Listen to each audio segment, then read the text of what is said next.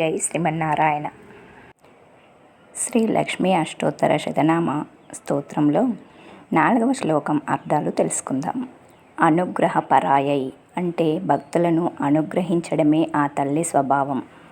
బుద్ధ్యై అంటే సర్వ సంపదలను కలిగి ఉన్న తల్లి. అనఘాయై అంటే పాపరహితురాలైన తల్లి, తనను ఆశ్రయించిన వారి పాపాలను కూడా పోగొడుతుంది. హరివల్లభాయై అంటే శ్రీమన్నారాయణునికి ఇష్టమైన దేవి. అశోకాయై అంటే శోకరహితురాలైన తల్లి. శోకం అంటే దుఃఖం, తన భక్తుల యొక్క దుఃఖాల్ని పోగొడుతుంది. అమృతాయై అంటే నాశనం లేనిది, పరమానంద స్వరూపిణి.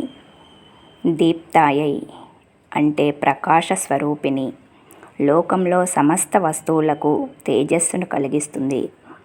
లోకశోక వినాశిన్యై అంటే లోకంలో ఉండే సమస్త జీవుల దుఃఖాల్ని పోగొడుతుంది.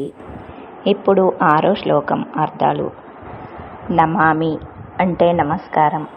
ధర్మ నిలయాయై ధర్మం నందు నిలిచి ఉండే తల్లి, ధర్మస్వరూపిణి శ్రీ మహాలక్ష్మి. కరుణాయై అంటే తనని ఆశ్రయించిన వారి యందు అపారమైన ప్రేమను చూపిస్తుంది. లోకమాత్రే సమస్త లోకాలకు తల్లి శ్రీ మహాలక్ష్మి. పద్మప్రియాయై అంటే తామర పూలు చాలా ఇష్టం. పద్మహస్తాయై పద్మమును చేతిలో ధరించిన జగన్మాత. పద్మాక్షియై అంటే పద్మముల వంటి నేత్రాలు గల తల్లి.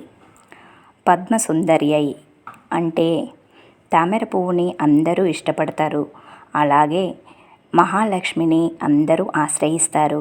జ్ఞానస్వరూపిణి. 6వ శ్లోకం అర్థాలు తర్వాత భాగంలో తెలుసుకుందాం.